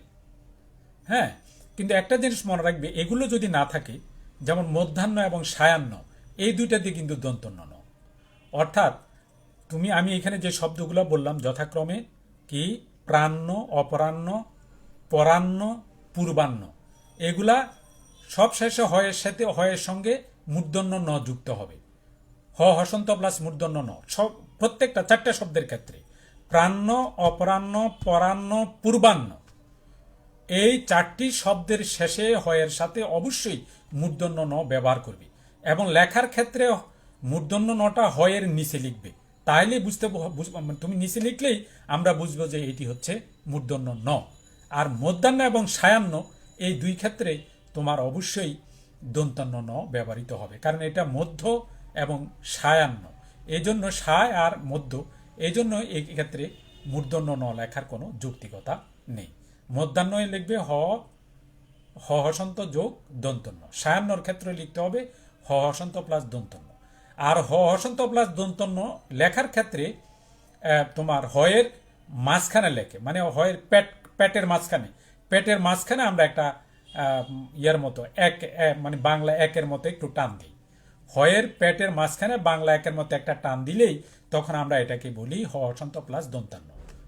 আর হসন্ত প্লাস মূর্ধন্য ন হয়েছে, হয়ের নিচে যদি তুমি মূর্ধন্য নটা লেখো, তাহলে সেটাকে আমরা বলবো মূর্ধন্য ন। লেখার ক্ষেত্রে ভিন্নতা আছে, খবরদার। হ্যাঁ, উচ্চারণে কোনো পার্থক্য না থাকুক, মধ্যাহ্ন, অপরাহ্ন, পূর্বাহ্ন, পরাহ্ন, প্রাহ্ন, সায়াহ্ন, কিন্তু এগুলো এই অন্যর ক্ষেত্রে তোমার উচ্চারণে কোনো পার্থক্য নেই, কিন্তু বানানে পার্থক্য আছে। লেখার ক্ষেত্রে তোমার পার্থক্য আছে। লেখার ক্ষেত্রে তোমাকে বুঝতে হবে, হয়ের নিচে যদি তুমি লেখো, মূর্ধন্য লেখো, তাহলে এটা ন লেখো, আর যেটাই লেখো হয়ের নিচে যদি লেখো, তাহলে এটাকে আমরা মূর্ধন্য হিসাবে ধরে নিব। আর হয়ের পেটের মাঝখানে যদি লেখো, তখন এটা দন্তন্য হিসাবে বিবেচিত হবে লেখার ক্ষেত্রে। কাজে এই জিনিসটা শিক্ষার্থীদের অবশ্যই মনে রাখতে হবে, আদারওয়াইজ এই জিনিসগুলো তারা ভুলে করে। কাজে এই জিনিসটা ভুল করা যাবে না। তুমি হয়ের নিচে যদি লেখো, তাহলে এটা মূর্ধন্য হিসাবে বিবেচিত হবে, আর হয়ের মাঝখানে বা পেটের মাঝখানে যদি তুমি লেখো, তাহলে এটা দন্তন্য হিসাবে বিবেচিত হবে। আমি আশা করছি যে গুরুত্বপূর্ণ যে বিষয়গুলো, এগুলো অলরেডি আলোচনা হয়ে গেছে। 6 গেল। এরপরে সাথে যে কথাটা আমি বলতে চাই সেটা হলো 7, সমাসবদ্ধ শব্দে সাধারণত নত্যবিধানের নিয়ম চলে না। সমাসবদ্ধ শব্দে সবসময় তোমার এই মূর্ধন্য ন ব্যবহার করা যাবে না, অর্থাৎ নত্যবিধান সমাসবদ্ধ ক্ষেত্রে কার্যকর হবে না। এখানে সবসময় দন্তন্য ন ব্যবহৃত হবে। উদাহরণগুলো আমি একে একে দিয়ে দিচ্ছি, যে সমাসবদ্ধ শব্দের ক্ষেত্রে মূর্ধন্য ন না হয়ে দন্তন্য ন ব্যবহৃত হবে। কোন ক্ষেত্রে? সমাসবদ্ধ শব্দে। যেমন ত্রিনয়ন, সর্বনাম, দুর্নীতি, দুর্নাম, দুর্নিবার, পরনিন্দা, অগ্রনায়ক, এই জিনিসটা আমরা রাখবে। 8 নম্বর নিয়মটাও একই, যে তবর্গীয় ধ্বনির পরে বা তবর্গীয় বর্ণের পরে তোমার এই যে তবর্গীয় ধ্বনি বা বর্ণের সঙ্গে যুক্ত দন্তন্য ন কখনো মূর্ধন্য ন হয় না। সহজভাবে তুমি মনে রাখবে এটা, যে তবর্গীয় ধ্বনির সঙ্গে সর্বদাই দন্তন্য ন ব্যবহার হবে। আর ওই ক্ষেত্রে তুমি মনে রাখবে যে সমাসবদ্ধ শব্দের ক্ষেত্রে সর্বদাই দন্তন্য ন ব্যবহার হয়। এত ঘুরিয়ে পেঁচিয়ে আমাদের দরকার নেই। আমরা সহজভাবে যতটা মনে রাখা যায়, সমাসবদ্ধ শব্দের ক্ষেত্রে সর্বদাই দন্ত ন হবে, তবর্গীয় বর্ণ বা ধ্বনির ক্ষেত্রেও সর্বদাই দন্ত ন হবে। এখন তবর্গীয় বর্ণ বা ধ্বনির সঙ্গে সাথে সর্বদাই দন্ত ন হবে। তার উদাহরণ কি? যেমন ধরো যে তোমার অন্ত, গ্রন্থ, ক্রন্দন ইত্যাদি, এগুলা তোমরা বিশেষভাবে মনে রাখবে। 8 গেল। এরপর আসো 9 নাম্বার। 9 নাম্বারটা হলো যে বিদেশি শব্দ। তো বিদেশি শব্দের ক্ষেত্রে আসলে বেশিরভাগই, আমি তো এর আগের ক্লাসেও যখন বাংলা একাডেমির প্রমিত বাংলা বানান পড়াইছি তৎসম শব্দ, সেখানেও আমি বলেছি বিদেশি শব্দ বলতে মূলত আমরা ইংরেজি, আরবি, ফার্সি প্রধানত, আরও আছে, পর্তুগিজ আছে, ফরাসি আছে, হ্যাঁ, তারপরে তোমার ডাচ আছে, আরও বার্মিজ আছে, এরকম আরও কিছু শব্দ আছে। কিন্তু মূল যে বিদেশি শব্দ বলতে আমরা যেটাকে বুঝি সেটা হলো ইংরেজি, আরবি, ফার্সি। আরবি, ফার্সি, ইংরেজি, এই তিনটাকেই আমরা বিদেশি শব্দ মনে রাখবি। বিদেশি শব্দের ক্ষেত্রে বা বিদেশি শব্দের বানানে কখনোই মূর্ধন্য ন ব্যবহার হবে না। কারণ মূর্ধন্য ন যদি তুমি লিখে ফেলো তাহলে সেই বিদেশি শব্দটা হয়ে যাবে তৎসম শব্দ। কারণ মূর্ধন্য ন যেই শব্দেই থাকবে সেটাই তৎসম শব্দ হিসাবে বিবেচিত হবে। কাজেই তুমি এই ভুলটা যদি করো এবং শিক্ষক যদি দেখেন, বিশেষ করে ভাষা সাহিত্যের শিক্ষক, তিনি যদি এই ভুলটা তোমার পান তাহলে তোমার কপালে দুঃখ আছে। কারণ তিনি বানান, তাদের ভাষা সাহিত্যের শিক্ষকদের চোখে প্রথমেই যেটা ধরা পড়ে, যেটা আঘাত করে, আমরা বলি আঘাত করা, সেটা হলো বানানের বিচ্যুতি, বানানের ভুল। এই জিনিসগুলো ভাষা সাহিত্যের শিক্ষকদের চোখে প্রথমে আঘাত করে। আর ভাষা সাহিত্যের শিক্ষকদের চোখে যদি এই জিনিসটা আঘাত করে তাহলে মনে করলো যে তোমার খাতা বা তোমার সম্পর্কে একটা নেতিবাচক দ্বারা নিয়ে খাতা মূল্যায়ন শুরু হলো, এবং এমন একটা বানান যে শিক্ষক এমন একটা নিজে নিজে মন্তব্য করলো, আরে এই বানানটা এই শিক্ষার্থী জানে না, তাহলে সে লিখলই বাকি। এই যে এরকম একটা ধারণা নিয়ে যদি খাতা দেখা শুরু হয় তাহলে তো তোমার কপাল পড়লো রে বাবা, তোমার কপাল পড়লো। কাজে সাবধান, বানানের জন্য বিদেশি শব্দের ক্ষেত্রে কখনোই মূর্ধন্য ন বানানে ব্যবহার করবে না। কারণ মূর্ধন্য ন ব্যবহার মানে তুমি বিদেশি শব্দ কাকে তুমি তোমার ক্ষমতা বলে, হ্যাঁ, তোমার অজ্ঞাত ক্ষমতা বলে, এবং তোমার না জানার কারণে তুমি এটাকে তৎসম বানিয়ে ফেলছো। কারণ মূর্ধন্য ন তো শুধু তৎসম শব্দে ব্যবহৃত হবে, ওটা সংস্কৃত শব্দে ব্যবহৃত হবে। এখন বিদেশি শব্দেও যদি তুমি মূর্ধন্য ন ব্যবহার করি ফেলো তাহলে বিদেশি শব্দটাকে তুমি তৎসত বানিয়ে ফেললে না, বা সংস্কৃত শব্দ বানিয়ে ফেললে না। কাজে এগুলোর দিকে তোমাকে খুবই সতর্ক, অর্থাৎ বানান সতর্কতার ব্যাপারে তোমাকে যথেষ্ট সচেতন হতে হবে। আদারওয়াইজ তুমি ভালো মার্কস তুলতে পারবে না। ভালো মার্কস তোলার অন্যতম মহৌষধ হচ্ছে ভাষা জ্ঞান। আর ভাষা জ্ঞান মানে তোমার বানান সচেতনতা। বিশেষ করে আমাদের বাংলা ভাষাটা এমনই যে এটার কোথায় দন্তান্ন হবে, কোথায় মূর্ধন্য ন হবে, তোমরা যদি দেখো এই যে আমাদের মিডিয়াগুলোর অবস্থা, হ্যাঁ, তারপরে সব দপ্তরে যদি দেখো যে 2 লাইন লিখলে তুমি দেখবে যে দন্তান্ন মূর্ধন্য কোনো ভালাই নেই। মানে কোথায় দন্তান্ন হবে, কোথায় মূর্ধন্য ন হবে, কোথায় মূর্ধন্য স হবে, এগুলোর দিকে তাদের কোনো, আরে একটা ন দিলেই হলো, এদের বক্তব্য বলে একটা ন ব্যবহার করলেই হলো। কিন্তু আমি বিদেশি শব্দে মূর্ধন্য ন ব্যবহার করি যে এটাকে তৎসম শব্দ বানিয়ে ফেলছি, এদিকে তার কোনো খেয়াল নেই। কাজেই এগুলোর ব্যাপারে যথেষ্ট। আর শিক্ষার্থীদের এখনই শেখার বয়স, তোমরা যদি এখন শেখো, এখন শুনো, আর মানুষ শুনে বেশি মনে রাখে। তোমাকে এখন শুনি, তুমি শুধু শুনবে, দেখবে আমি কি বলছি, তাহলে তোমার মনে থেকে যাবে। শব্দগুলো হচ্ছে যে বিদেশি শব্দের ক্ষেত্রে অথবা বিদেশি শব্দের বানানের ক্ষেত্রে নত্যবিধান কার্যকর হবে না। অর্থাৎ সাদা মাটা কথা, বিদেশি শব্দের বানানে কখনোই মূর্ধন্য ন ব্যবহার হবে না। অনেকগুলো উদাহরণ আছে, সবগুলো দেওয়া আমার পক্ষে সম্ভব না, তবু কিছু দিচ্ছি। Green, Alberuni, brain, drain, stern, তারপরে আছে তোমার আয়রন, ইরান, কার্নিশ, কুর্নিশ, কেরানি, কোরআন, ক্লোরিন, জার্মান, ট্রেনিং, ফার্নিচার, তারপরে বার্নার, বার্নিশ, মেরুন, রানার, তারপরে শিরনি, siren, horn, saccharin, hurricane, harmonium ইত্যাদি। এগুলো সব বিদেশি শব্দ। কাজে এখানে কখনই মূর্ধন্য ন ব্যবহৃত হবে না। এরপরে যে 10 নম্বর বলবো যে সংস্কৃত ব্যাকরণ নেমে কিছু সাধিত শব্দ আছে, এই সাধিত শব্দগুলোর ক্ষেত্রে নত্যবিধান কার্যকর হবে না। সাধিত শব্দ কি? আসলে একাধিক শব্দ মিলে যে শব্দটা গঠিত হয়, এই সাধিত শব্দ এগুলোকে আমরা সাধিত, সমাস একটা সাধিত শব্দ। তারপরে তোমার চলন্ত, তারপরে ঘুমন্ত, তারপরে তোমার নিজন্ত, হ্যাঁ, তারপরে তোমার কারক, এগুলা সাধিত শব্দ। মানে কি, ওটা শব্দের শেষে যদি তোমার প্রত্যয় যুক্ত হয়, তারপরে টাটি খানাখানি যুক্ত হয়, অথবা অনুসর্গ যুক্ত হয়, অথবা তোমার সমাসবদ্ধ শব্দ হয়, এগুলাকে বলে সাধিত শব্দ। তো সাধিত শব্দের ক্ষেত্রে উন্নত বিধান কার্যকর হবে না। সাধিত শব্দের ক্ষেত্রেও কি হবে না, নত্য বিধান ব্যবহার হবে না, মানে মূর্ধন্য ন ব্যবহার করা যাবে না। এরকম বেশ কিছু তোমার উদাহরণ আছে।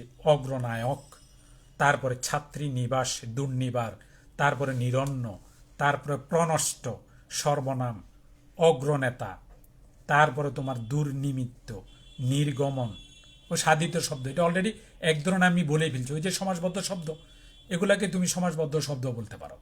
সমাসবদ্ধ শব্দের ক্ষেত্রে বলছি না যে মূর্ধন্য ন হবে না, সবসময় দন্তন্য ন হবে। এটা এই সাধিত শব্দ মানে সমাসবদ্ধ শব্দই, একই রকম। তবে এখানে কিছু নতুন কিছু উদাহরণ দিয়েছে, সেই উদাহরণগুলো আমি তোমাদেরকে জাস্ট শুনিয়ে দিচ্ছি। তারপরে বহির্গমন, পরনিন্দা, হরিনাম। হরিনাম তুমি আবার মনে করো যে এখানে তো মূর্ধন্য ন হবে, কারণ র আছে। তুমি মনে করো যে র এর পরে তো অবশ্যই মূর্ধন্য ন হয়, কিন্তু না, সমাসবদ্ধ শব্দে কিন্তু হবে না। সাধিত শব্দের ক্ষেত্রে কিন্তু মূর্ধন্য ন হবে না। তারপর অহর্নিশ, তারপরে ত্রিনেত্র, দুর্নিরীক্ষ, নির্নিমেষ, সেটা আগে একবার বলে ফেলছি, পরান্ন, কিন্তু প্রাণে মূর্ধন্য ন। কিন্তু এটা যখন তোমার সাধিত হয়ে যাবে পরান্ন, হ্যাঁ, তারপরে রূপবান, ক্ষুণ্ণি বৃত্তি, তারপরে নিষ্পন্ন, পুরুষানুক্রমে। পুরুষানুক্রমে অনেকে মূর্ধন্য ন দিয়ে লাগে, কিন্তু খবরদার হবে না, এটা সাধিত শব্দ বা তোমার সমাজবদ্ধ শব্দ। শ্রীমান, এটা তো হচ্ছে প্রত্যাসাধিত শব্দ, এটা আমরা সবাই জানি। শ্রীমান, শ্রীমান, হ্যাঁ, এটা মনে রাখবা। এগুলার ক্ষেত্রে সবসময় দন্তন্য ন হবে। আর খাঁটি বাংলা শব্দ এবং অতৎসম শব্দের সর্বদা দন্তন্য ন হবে, এটা তো আগেই বলেছি। তবু এখানে ওরা যে কথাটা বলতে চাচ্ছে সেটা হচ্ছে এই, যে বাংলা ভাষার শব্দ ভাণ্ডারে মূলত সংস্কৃত শব্দের যে রূপটি বাংলায় সরাসরি না এসে প্রাকৃত ভাষার মাধ্যমে পরিবর্তিত হয়ে এসেছে, সেই শব্দগুলোকে আমরা বলি তদ্ভব বা প্রাকৃতজ শব্দ। এ প্রাকৃতজ শব্দ বা যেই শব্দটা মাঝখান দিয়ে একটা ভাষার মাধ্যমে আছে, এটা আমি অলরেডি বলে ফেলছি একবার। যেমন ধরো উদাহরণে দিয়েছি, এখানে তারা একটা উদাহরণ দিয়েছে, যেমন সংস্কৃত বা তৎসম হয়েছে চন্দ্র, এটা প্রাকৃত ভাষার মাধ্যমে হয়েছে ছন্দ। আর এখন আধুনিক বাংলায় আমরা এটাকে তদ্ভব শব্দ হিসাবে ব্যবহার করি চাঁদ। তাহলে তুমি দেখো, চন্দ্র, তারপরে ছন্দ, চাঁদ। এখন চন্দ্র হচ্ছে তৎসম শব্দ বা সংস্কৃত শব্দ, একবারে মূল। এটা প্রাকৃত ভাষার মাধ্যমে, প্রাকৃত ভাষায় হয়েছে ছন্দ বা প্রাকৃতজ ভাষা, প্রাকৃতজ, হ্যাঁ, প্রাকৃতজ ভাষা এটা, বা তদ্ভব শব্দ যেটাকে আমরা বলি তদ্ভব, সেটা হচ্ছে ছন্দ। আর এখন আধুনিক বাংলা ভাষায় যেটাকে আমরা বলি সেটা হচ্ছে তদ্ভব শব্দ, এবং এটা হচ্ছে চাঁদ। তো এরা এখানে একটা তালিকা দিয়েছে, এই তালিকাটা আমি তোমাদেরকে বলবো। ওরা তৎসম শব্দের মূলটা দিয়েছে, মাঝখান দিয়ে ওরা এটা দেয় নাই, মানে প্রাকৃত ভাষার রূপটা বা প্রাকৃতজ রূপটা তারা দেখায় নাই, আর তদ্ভব রূপটা দিয়েছে। ওটা সংস্কৃত থেকে যা আসছে সেটা ওরা দেখাইছে, আর তদ্ভব শব্দ যেটা এখন আধুনিক বাংলা আমরা ব্যবহার করি সেটা দিয়েছে। ভালো, আমি দেখলাম যে ছকটা মোটামুটি বেশ ভালোই, আমার কাছে ভালো লেগেছে। তোমাদেরকে একটু বলি, তোমরা একটু শোনো। সেটা হচ্ছে, যেমন ধরো যে সংস্কৃত হচ্ছে অগ্রহায়ণ, এর শেষে মূর্ধন্য ন আছে, হ্যাঁ।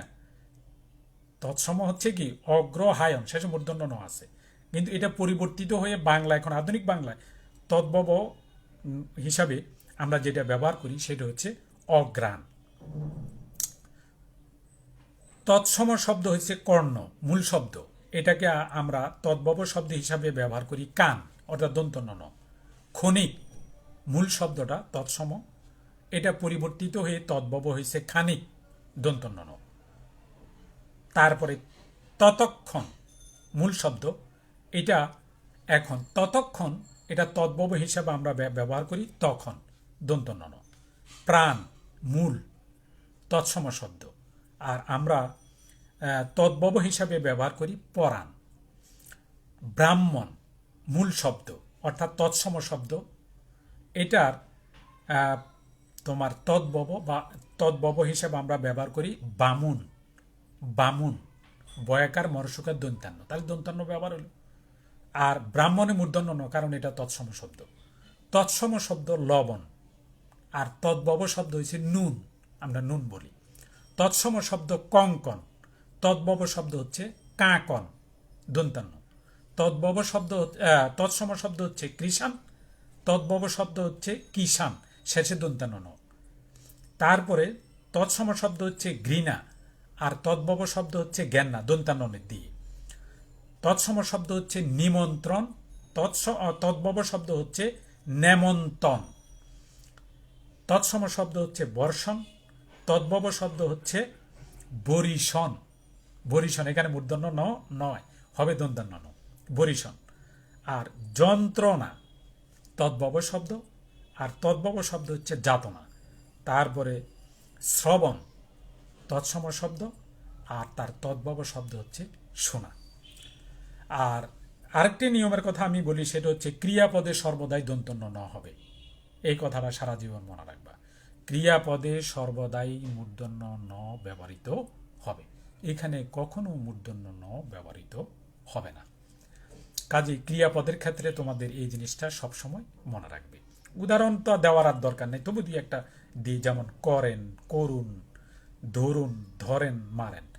এখন করুন তুমি যদি মূর্ধন্য ন দিয়ে দাও, তাহলে এটা ক্রিয়াপদ হিসাবে বিবেচিত হবে না, এটা হবে তোমার বিশেষণ হিসাবে, দয়া হিসাবে।